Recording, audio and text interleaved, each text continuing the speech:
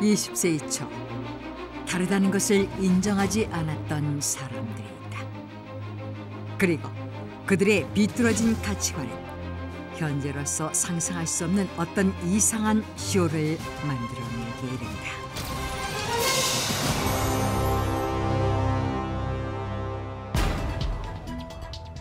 (2006년 8월) 영국의 신문기사 하나가 전 세계 사람들을 경악해 했다.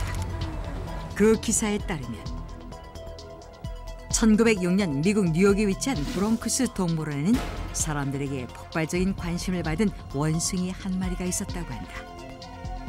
약 150cm 키에 46kg의 체중을 가진 그 원숭이는 사람들에게 벵가라고 불렸는데 Come here. Come here. 당시 동물원에서 원숭이로 소개했던 건 다름 아닌 사람이었다. 그렇다면 어떻게 사람을 동물원에서 전시하고 있었던 것일까? 동물원에 전시된 비운의 남성은 아프리카 콩고의 피그미족으로 오타 벵가라는 이름을 가진 1880년생 당시 24세 청년이었다. 1904년 영국은 백인 국가 건설을 목표로 아프리카에서 대단히 토지를 점령하고 그 지역의 원주민들을 학살했다. 그러던 중 가족을 모두 잃고 혼자 살아남은 오타 벵가는 결국 미국으로 팔려갔는데 그로부터 2년이 지난 1906년 벵가를 노예로 산 뉴욕의 브롱크스 동물원에서는 그를 원숭이 우리에 가둬놓고 전시하기 시작했다. 벵가는 동물원의 원숭이 우리에서 거주하며 오랑우탄, 원숭이 등에게 먹이를 주는 일을 했지만 정작 본인은 구경꾼들이 주는 음식을 받아 먹어야 했다. 그것이 동물원에서 정한 규칙이었다. 때문에 벵가는 백인 아이들이 침을 발라 밀어넣는 바나나 조각이며 치즈, 토막, 빵 부스러기들을 절망 사이로 빼내 먹어야 했고 심지어 우리 안에서 벌거벗은 몸을 숨길 수 없어 배설하는 모습까지도 구경꾼들에게 적나라하게 보여줘야 했다. 이렇듯 인간을 전시하기 시작하자 당시 사람들은 벵가를 동물 취급하며 흥미로운 구경거리로 삼았고 동물원에서는 벵가를 구경한 사람들에게 관람료를 받아 돈을 벌었다. 그렇게 벵가는 원숭이 취급을 받으며 10년의 세월을 보냈다.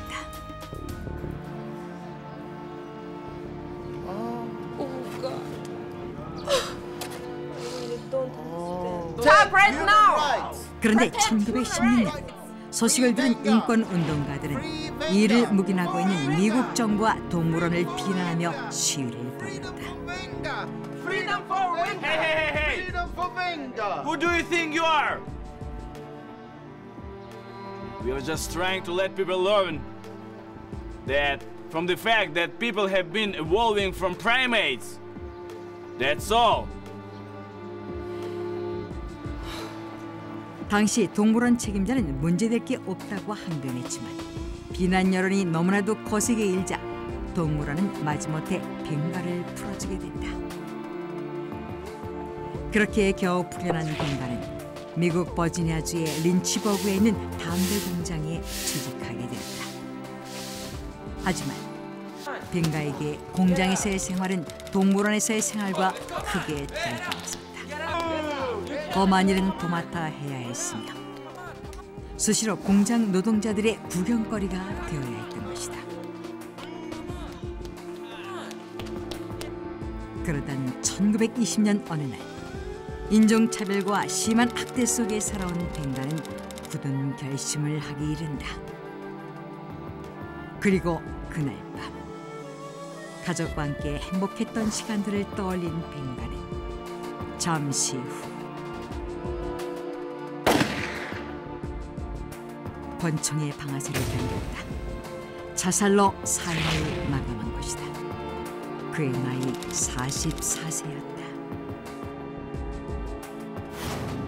키가 작고 흑인이란 이유로 동물원에서 원숭이와 함께 전시되었던 오타 벵가. 백인의 편견이 불러온 그의 비극적인 삶은 사후 76년이 지나서야 사람들에게 알려졌다. 그런데 같은 시기에 일어난 또 하나의 충격적인 사건이 있었다. 대한매일신보에 실린 이 사건의 배경은 1907년으로 거슬러 올라가는데 당시 일본에서는 신학문을 널리 장려하기 위해 박람회가 열리고 있었다. 박람회 이름은 동경권업 박람회. 이 박람회는 메이지 일왕주기 40주년을 기념하는 것이었다. 그런데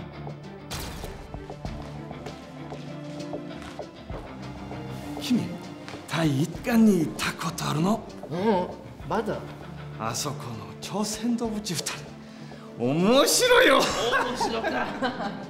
박람회를 찾았던 한국 유학생 한 명은 우연히 일본인들이 하는 말을 듣게 되는데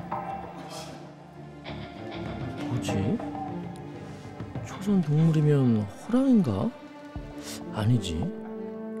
호랑이가 웃을 리는 없는데 무슨 소릴까?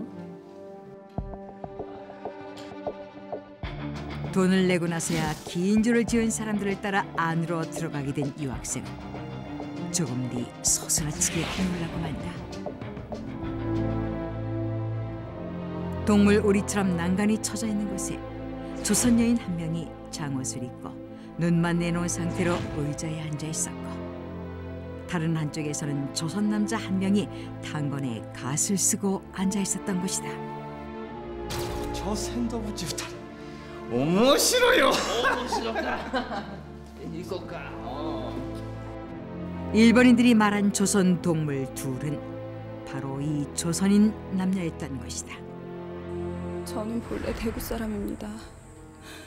평소에 친하게 지내던 일본인 여자가 한 명 있는데 동경에서 박람회가 있으니 가서 시중만 잘 들면 한 달 월급으로 몇십 원을 준다는 얘기를 듣고 그 말만 믿고 이곳에 오게 되었습니다. 그런데 와보니 이런 모욕을 당하게 된 겁니다.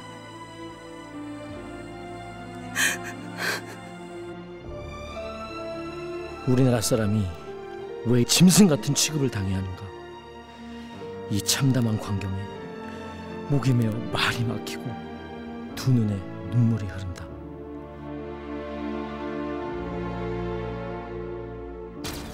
이후 유학생은 이 내용을 대한매일신보에 알렸고 한국인들은 분노에 떨어야 했다.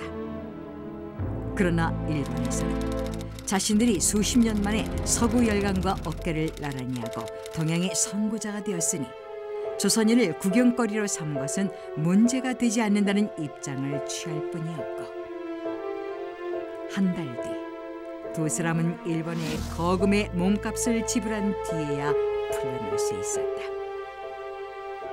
그렇게 조선 남녀 동물 사건으로 불렸던 인간 전시는 한 달 만에 겨우 끝이 났다. 그리고 인류 평화의 제전으로 알려진 근대 올림픽 역사에도 예상치 못한 사건이 숨어 있었다. 1904년 7월 1일 미국 세인트루이스에서 제3회 올림픽 막이 올랐다. 그리고 얼마 후인 8월 12일과 13일 이틀간 올림픽에선 당시 위원회가 마련한 특별한 이벤트가 열리게 된다. 그들이 준비한 이벤트는 바로 인류학의 날.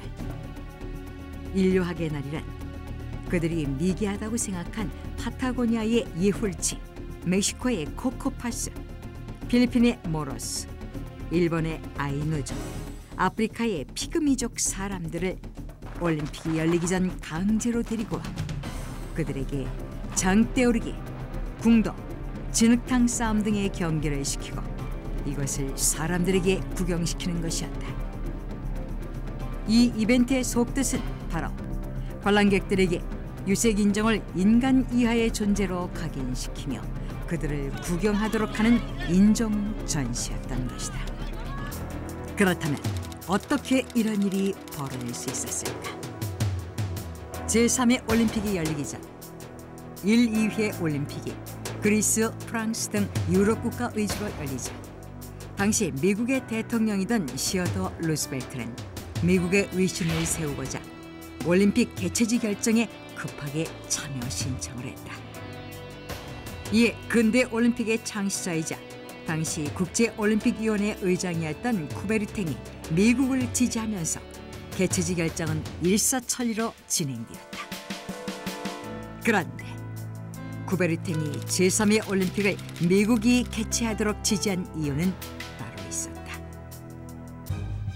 사실 쿠베르탱은 서양과 백인의 우월함을 굳게 믿으며 백인만이 육체적, 정신적으로 우월한 인종이라고 생각하는 사람이었고, 올림픽 역시 이상적 인종인 백인의 우월성을 공개적으로 표현하기 위해 창시한 것이었다. 하지만 그는 프랑스 파리에서 열린 제2회 올림픽에서 여성이 참가하는 등 자신이 정한 규정이 뜻대로 되지 않자 제3회 올림픽 때에는 미국을 통해 백인 남성 위주의 올림픽을 개최하고자 했던 것이다. 그런데 문제가 발생했다. 급하게 개최지를 결정하고 보니 대서양을 건너야 한다는 부담으로 유럽 선수들이 올림픽에 불참하겠다는 의사를 밝혔고, 또한 같은 시기 미국 세인트루이스에서 세계 여러 나라가 참가해 각국의 생산품을 합동 전시하는 국제박람회인 만국박람회가 열려 관람객을 모을 수 없는 상황이 벌어진 것이다. 이에 혼란에 휩싸인 제3회 올림픽 체육문화분과위원회는 올림픽을 몇 달 앞둔 상태에서 긴급회의를 소집한다. I had a great idea to attract more people. 올림픽을 흥행시킬 자구책으로 그들은 올림픽 기간에 유색 인종을 참여시키는 인류의 날을 기획했던 것이다.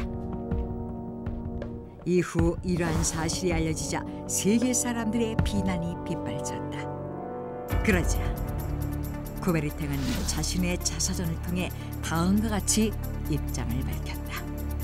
All the awful shows were caused by United States.